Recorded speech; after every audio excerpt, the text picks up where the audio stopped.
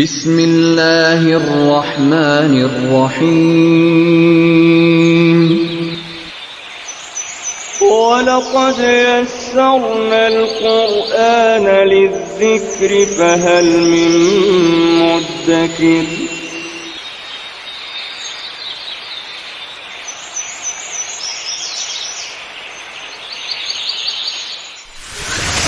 ألف باء تاء ثاء جيم حاء خاء دال ذال راء زاي.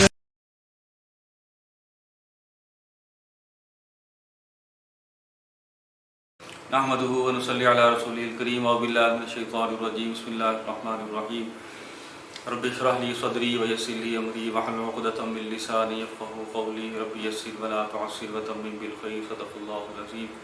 السلام علیکم ورحمۃ اللہ وبرکاتہ. قرآن عربی کورس میں آج الحمدللہ ہمارا جو ٹاپک ہے وہ معاملات ہیں. اس سے پہلے ہم گرامر کا پورشن پڑھ چکے، نماز کا ترجمہ پڑھ چکے الحمدللہ، تجوید پڑھ چکے، اور سورۃ البقرہ کا ترجمہ جو ہے الحمدللہ ہمارا شروع ہے. معاملات سے پہلے عبادات جو ہے وہ ہم نے تفصیل سے پڑھی. اس میں نماز کے موضوع کا ہم نے دیکھا، روزہ دیکھا، زکوٰۃ کے مسائل ہم نے پڑھے. آج کا جو موضوع ہے ہمارا وہ معاملات جو ہے کم از کم علم. اس ٹاپک میں ہم یہ دیکھ رہے ہیں کم از کم وہ علم جو ہر مسلمان کا سیکھنا ضروری ہے، اس کے اوپر ہم جو ہے وہ روشنی ڈال رہے ہیں. سب سے پہلے تو ہمیں یہ پتہ ہونا چاہیے کہ کبیرہ گناہ کون سے ہوتے ہیں. کبیرہ گناہ وہ گناہ ہیں جو بغیر توبہ کے معاف نہیں ہوتے. کبیرہ گناہ وہ گناہ ہیں جو بغیر توبہ کے معاف نہیں ہوتے، اور جب تک ہمیں معلوم نہیں ہوگا ظاہر ہم اس وقت تک توبہ کیسے کر سکتے ہیں، تو ان کا معلوم ہونا ہمارے لیے بہت ضروری ہے. سب سے سادہ ڈیفینیشن یہ ہے کہ نیک کام نہ کرنا، نیک کام کی الٹ، اگر وہ نیک کام نہیں کرا تو اس کا الٹ جو ہے وہ گناہ ہے. مثال کے طور پر ایک بندے کو اللہ تعالیٰ نے کہا ہے کہ نماز پڑھیں، وہ نماز نہیں پڑھ رہا تو اس کا مطلب ہے وہ گناہ کر رہا ہے. اگر ایک بندے کو اللہ تعالیٰ نے یہ کہا ہے کہ روزہ رکھنا ہے، وہ روزہ نہیں رکھ رہا تو وہ گناہ کر رہا ہے. اللہ تعالیٰ نے یہ کہا ہے کہ خیانت نہیں کرنی لیکن وہ خیانت کر رہا ہے تو وہ گناہ کر رہا ہے. تو یہ سارے بڑے بڑے جو ہے وہ کبیرہ گناہ ہے. فرض کو چھوڑ دینا، واجب کو چھوڑ دینا، یہ کبیرہ گناہ ہے. اسی طرح حرام کام کرنا یہ کبیرہ گناہ ہے. اور جو سنت موقدہ ہے جس کی تاکید کی گئی ہے اس کو چھوڑنے کی عادت بنا لینا یہ بھی کبیرہ گناہ ہے، بہت بڑا گناہ ہے. یہاں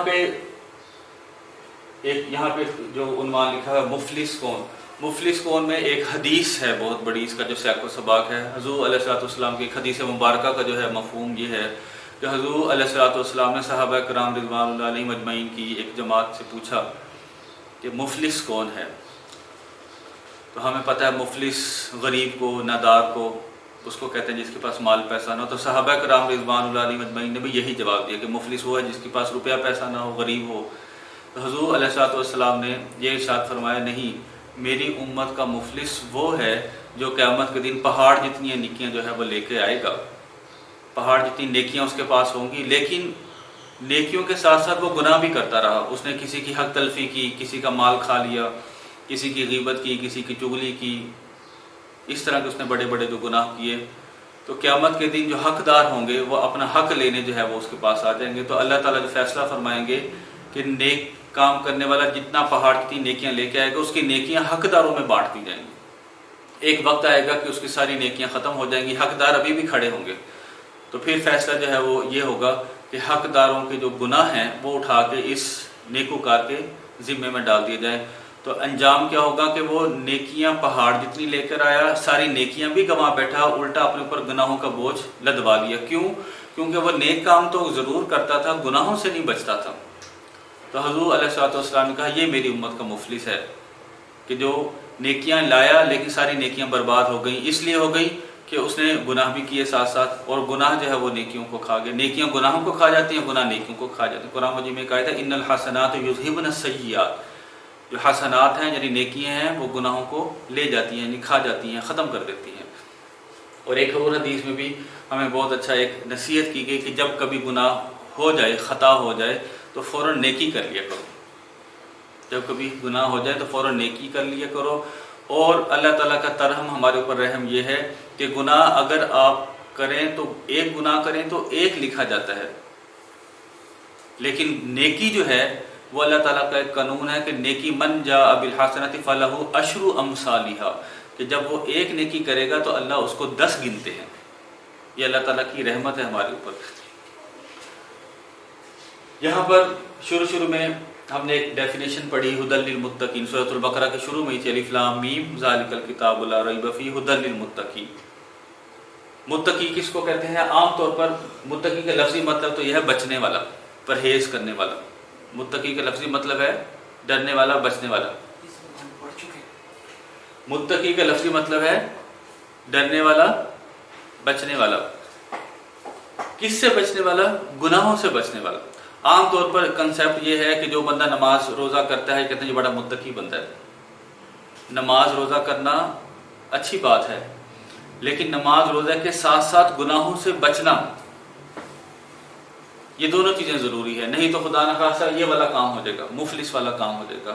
تو متقی اس کو کہتے ہیں جو سارے گناہوں سے بچے۔ متقی اس کو کہتے ہیں جو سارے گناہوں سے بچے۔ جو سارے نیک کام کرے وہ متقی نہیں ہے، جو سارے گناہوں سے بچے وہ متقی ہے، اور سارے نیک کام خود بخود اس کے اندر بیچ میں شامل ہو جاتے ہیں۔ آگے جو ہے ہماری روزمرہ زندگی میں ہمارا جو ایک فطرتی ایک رجحان بن گیا ہے، ہمارے احساسات بن گئے ہیں کہ ہم دنیاوی کاموں میں تو توکل کرتے ہیں۔ ایک ہم مثال اس کی لیتے ہیں کہ جی ایک ہمارے پاس جو ہے وہ کاشتکار ہے، وہ ذمہ دار ہے، اس نے فصل اگانی ہے، اس کی روزی کا دار و مدار ہی اس فصل کے اوپر ہے۔ وہ کیا کرتا ہے؟ وہ زمین کو نرم کرتا ہے، اس کے اندر بیج ڈالتا ہے، اس کے اندر جو ہے وہ پانی ڈالتا ہے، پھر اس کی حفاظت کرتا ہے کہ جو ہے پرندے اس کو نوچ نوچ کے کھا نہ جائیں، اس کی حفاظت کرتا ہے۔ اور پھر کیا کرتا ہے کہ صلاۃ الحاجہ، کھیت ہی کے کنارے پر وہ جائے نماز بچھاتا ہے، وضو کرتا ہے اور صلاۃ الحاجہ پڑھتا ہے، اللہ تعالیٰ میرے بس میں جو تھا وہ میں نے کر دیا، وہ اس کے اندر میں نے بیج بھی ڈال دیا، نرم بھی کر دیا، پانی بھی ڈال دیا، اب بیج میں سے پودا میں نہیں نکال سکتا، اللہ تعالیٰ آپ میرے پہ رحمت کریں اور میری فصل کو اچھا اگائیں۔ تو اسے کہتے ہیں توکل، کہ اپنے بس میں جتنا ہے وہ کرے اور نتیجہ اللہ پہ چھوڑ دے، اسے توکل کہتے ہیں۔ اور یہ بالکل حق ہے اور یہی کرنا چاہیے، یہی مقصود ہے۔ جیسے وہ ایک صوفی شاعر کا شعر تھا نا، مالی دا کم پانی لانا پر پر مشکاں پاوے، مالک دا کم پھل پھل لانا لاوے یا نہ لاوے۔ تو اسے توکل کہتے ہیں۔ ہمارا کام پانی لانا ہے، پانی لگانا ہے، اس کو پھل پھل لگانا اللہ کا کام ہے، اس کا نتیجہ دینا وہ اللہ کا کام ہے۔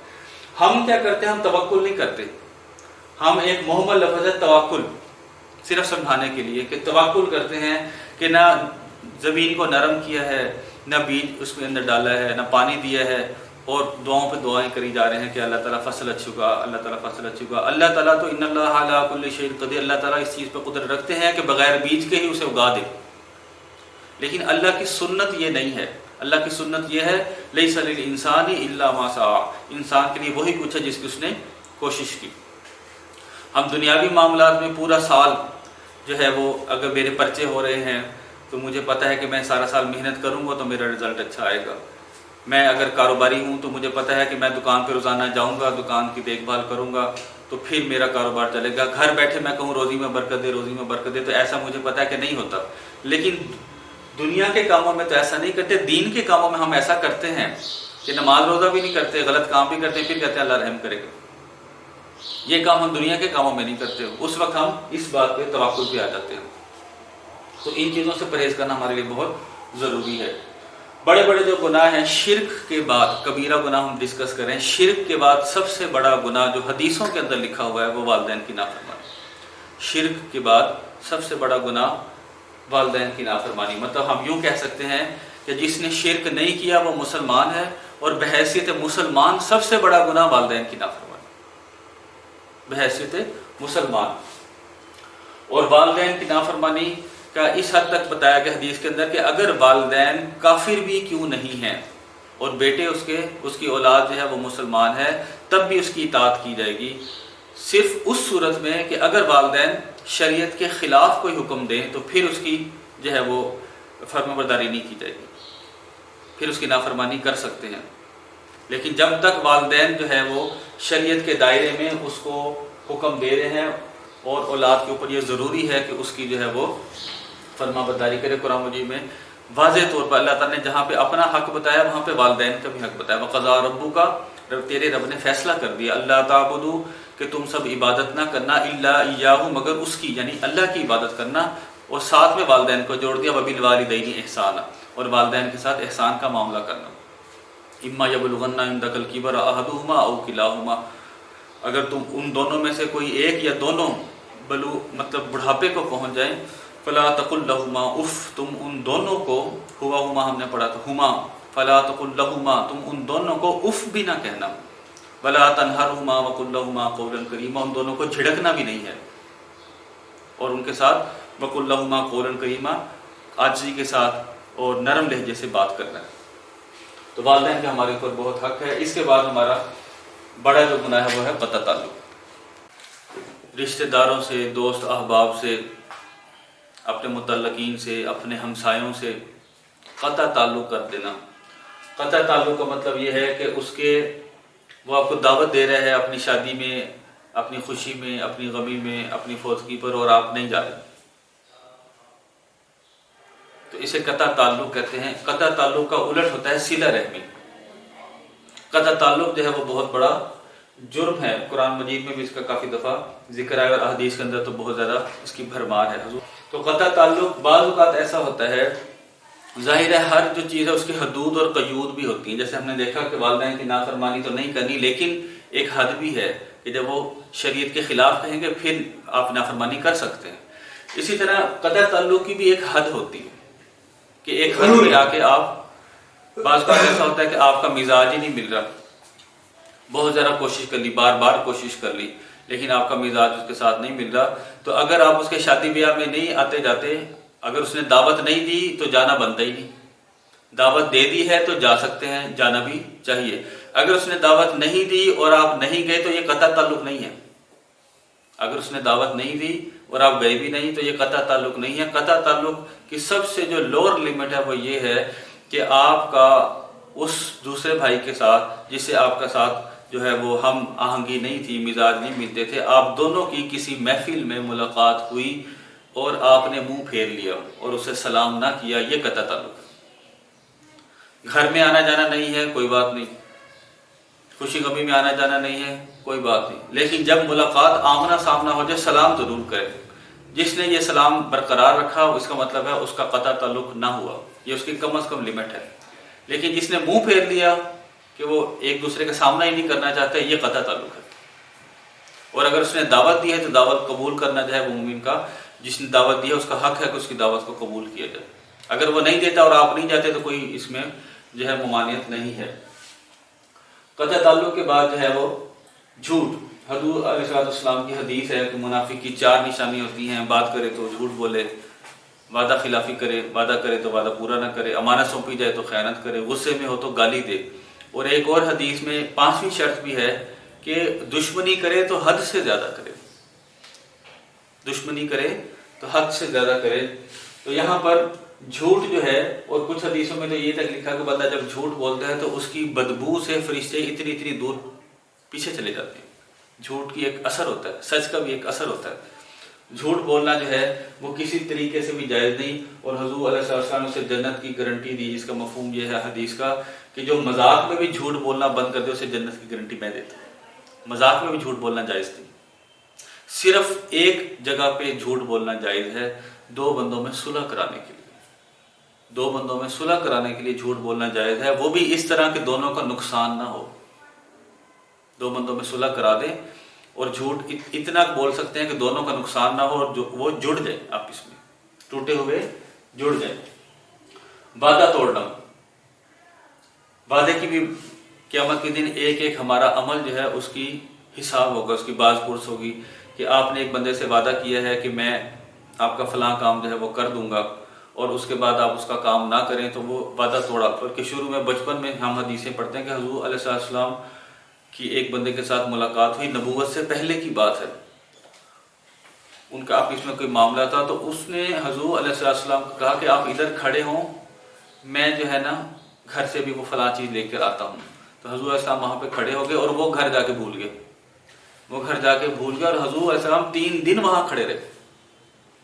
4تھے دن وہ آیا تو اس کو ذہن میں بھی نہیں تھا، تو وہ آیا تو پھر اس کو بڑی شرمندگی ہوئی کہ میں نے تو ایسے بات کی تھی، پھر میں نے وعدہ توڑ دیا. تو حضور صلی اللہ علیہ وسلم نے صرف اس کو یہ کہا کہ جو بات کی جائے اس کو پورا کیا، مطلب اس کے اوپر ناراضگی کا اظہار نہیں کیا. تو وعدہ جو ہے وہ اس کی اتنی زیادہ اہمیت ہے. اسی طرح خیانت کیا ہوتی ہے کہ میرے پاس کسی نے پیسے رکھوائے ہیں، یا میرے پاس کسی نے گولڈ رکھوا دیا، یا کوئی ایسی چیز رکھوا دی ہے کہ میں آپ کے پاس رکھوا رہا ہوں، 5 دن بعد، 10 دن، مہینہ، سال بعد میں آپ سے واپس لے لوں گا، اور آپ اس کو بیچ میں سے خرچ کر لیں، اور پھر جب اس کا وقت آ جائے تو آپ کہیں گے کہ آپ نے تو مجھے دیے ہی نہیں تھے، یا دیے تھے تو آپ نے 10,000 تھوڑی دیا تھا، آپ نے تو 5,000 دیا تھا. اس کا حق آپ کھا گئے، خیانت کر دی. اور ایون یہاں تک علماء یہ لکھتے ہیں کہ اگر اس نے 5,000 آپ کو دیا ہے کہ میں آپ سے مہینے بعد لے لوں گا، تو حق تو یہ ہے کہ وہی 5,000 کا نوٹ پڑا رہے. یہ نہ ہو کہ 5,000 میں نے خرچ کر لیا، جب وہ مہینے بعد دے گا میں اپنی طرف سے 5,000 دے دوں گا. تقویٰ تو یہ ہے کہ ایز اٹ از وہی کی وہی چیز پڑی رہے، اس کو کوئی استعمال نہ کرے. حالانکہ یہ بھی ہو سکتا ہے کہ اس کو استعمال کریں، جب وہ مانگے اتنی مالیت کی پھر واپس دے دیں. لیکن تقویٰ یہ ہے کہ ایز اٹ از ویسے کی ویسے ہی اس کو استعمال کیا جائے، استعمال اس کو نہ کیا جائے اور واپس لوٹائی جائے. اس کے بعد قسم توڑنا. ایک بندہ ہوتا ہے اسے بات بات پہ قسم کھانے کی عادت ہوتی ہے، وہ اگر قسم توڑ دے وہ کوئی مذائقہ نہیں، اس کی کوئی باز پرس نہیں. لیکن ایک بندہ ارادتاً قسم کھا کر کوئی بات کرتا ہے اور پھر وہ قسم کو توڑ دیتا ہے، تو اس کو فدیہ دینا پڑے گا، اس کو قسم توڑنے کا فدیہ دینا پڑے گا، اور یہ بہت بڑا گناہ ہے. جھوٹی قسم کھانا، جھوٹی گواہی دینا، ہماری عدالتیں بھری پڑی ہیں، یہ سب کا سب بہت بڑا گناہ ہے. اور یہ قیامت کی نشانیوں میں سے ہے کہ لوگ جو ہے وہ، ایک حدیث کا مفہوم یہ ہے کہ آخری زمانے میں کچھ لوگ ایسے ہوں گے کہ صبح کو مومن ہوں گے، شام کو کافر ہوں گے، شام کو مومن ہوں گے، صبح کو کافر ہوں گے، اور بات بات پہ وہ جھوٹی گواہی دیں گے. اور وہ ہمارے پاس معاشرے میں ابھی ہم دیکھتے ہیں کہ وہ ہو رہا ہے. اگلا بڑا جو گناہ ہے وہ ہے غیبت. غیبت کیا ہوتا ہے کہ اپنے بھائی کی غیر موجودگی میں وہ بات کی جائے کہ اگر اس کے سامنے کی جائے تو اس کو برا محسوس ہو، اسے کہتے ہیں غیبت کرنا. تو صحابہ کرام رضوان اللہ علیہم نے پوچھا کہ اگر واقعی اس کے اندر وہ عیب ہے جو ہم ڈسکس کر رہے ہیں تو پھر بھی غیبت ہے؟ تو پھر حضور علیہ السلام نے کہا پھر یہی تو غیبت ہے. اور اگر اس کے اندر وہ بات نہیں تھی اور آپ کہہ رہے تھے، پھر بہتان ہے، پھر الزام ہے. اور یہ اتنا بڑا جرم ہے کہ جیسے قرآن مجید میں لکھا ہوا ہے کہ اپنے مردہ بھائی کا نعوذ باللہ گوشت کھانا، جو غیبت کرتا ہے. غیبت اور چغلی میں تھوڑا سا فرق ہوتا ہے. غیبت یہ ہوتا ہے کہ اس کی غیر موجودگی میں اس کی برائی کو ڈسکس کیا جائے، اور چغلی یہ ہوتا ہے کہ اس کی خامی کو ڈھونڈا جائے اور جگہ جگہ لوگوں کو بتایا جائے تاکہ اس کو جو ہے نا وہ تحقیر کی جائے، اس کو کم تر ثابت کیا جائے. یہ ہوتی ہے چغلی کرنا، تاکہ لوگ آپس میں لڑیں اور اس کو اچھا نہ سمجھیں. بہتان کسی پہ الزام لگانا، کسی پہ الزام لگانا. اور الزام اگر بندہ لگاتا ہے تو پھر کیا چاہیے؟ پھر اسے اس کا ثبوت بھی دینا چاہیے، نہیں تو وہ الزام کی کوئی حیثیت نہیں ہوتی. جیسے کہ ایک بندہ جو ہے وہ کسی کے اوپر نعوذ باللہ زنا کا الزام لگاتا ہے، تو سورۃ النور میں اس کا طریقہ لکھا ہوا ہے کہ اگر وہ الزام لگاتا ہے تو پھر کیا کرے گا؟ اس کے پاس گواہ نہیں ہے، لیکن الزام لگانے والے کے پاس گواہ نہیں ہے تو وہ 4 دفعہ یہ کہے گا کہ میں جو کہہ رہا ہوں وہ سچ کہہ رہا ہوں، اور 5ویں دفعہ یہ کہے گا اگر میں سچا نہیں ہوں تو میرے اوپر اللہ کی لعنت. یہ قرآن مجید میں طریقہ بتایا گیا. اگر گواہ نہیں ہے تو پھر یہ 4 دفعہ قسم کھائے گا اگر وہ زنا کی وہ لگا رہا ہے، اور اگر دوسرے معاملات ہیں پھر ایک ہی دفعہ قسم کھاتی ہے. اگر کوئی گواہ نہیں ہے اور اپنے الزام کا ثبوت دینا چاہتے ہیں تو پھر وہ ایک ہی دفعہ قسم کھائے گا، پھر اس کا حساب قیامت کے دن ہے، اس کا حساب پھر قیامت کے دن ہوگا. آگے جو ہمارا ٹاپک ہے وہ ہے حسد. حسد نیکیوں کو ایسے کھا جاتا ہے جیسے آگ سوکھی لکڑی کو کھا جاتی ہے. حسد نیکیوں کو ایسے کھا جاتا ہے جیسے آگ سوکھی لکڑی کو کھا جاتی ہے. حسد یہ ہوتا ہے کہ میرے پاس ایک اللہ نے نعمت دی ہوئی ہے، کسی اور بندے کے پاس بھی اللہ نے نعمت دی ہوئی ہے، اس کے پاس اللہ نے نعمتیں زیادہ دے دی ہیں. میرے دل میں یہ آیا کہ میرے پاس تو نہیں ہے، اس کے پاس کیوں ہے؟ اللہ تعالیٰ اس سے بھی لے لے، اس کو اس سے محروم کر دے. تو یہ حسد ہے. اللہ کی تقسیم پر راضی نہ ہونا کہ اس کو کیوں دے دی. اور اس کے دل میں خیال ہوتا ہے کہ اس سے بھی کسی طریقے سے نکل جائے، اور وہ ایسے تانے بانے بنتا ہے کہ وہ چیز اس سے ضائع ہو جائے کسی نہ کسی طریقے سے۔ مثال پر کسی کا اچھا رشتہ ہی ہو گیا تو وہ اس چکر میں ہو جاتا ہے کہ میرے گھر میں کیوں نہیں، وہ ادھر کہاں ہو گیا، تو ویسے تانے بانے بنے گا کہ لوگ وہاں سے رشتہ توڑ دیں۔ تو یہ کیا ہے؟ یہ حسد ہے کہ کسی کے اوپر نعمت مل گئی ہے اور آپ دل میں کوڑ رہے ہیں مجھے کیوں نہیں ملی، اگر مجھے نہیں ملی تو اس کے پاس بھی نہ رہے، اسے حسد کہتے ہیں، اور یہ انتہائی بڑا جرم ہے۔ آگے ہے شیخی بگارنا۔ شیخی بگارنا اور ریاکاری تقریباً برابر کی چیزیں ہیں، ایک جیسی چیزیں ہیں۔ دکھاوا کرنا، ریاکاری شرک اصغر کی، چھوٹے شرک کی ایک قسم ہے، دکھاوا کرنا۔ یہاں پر ایک جو سمجھنے والی بات ہے، ایک حدیث کا مفہوم یہ ہے، حضرت ابو ہریرہ رضی اللہ تعالیٰ نماز پڑھ رہے ہیں اکیلے میں، اور حضور علیہ السلام اس کمرے میں تشریف لائے۔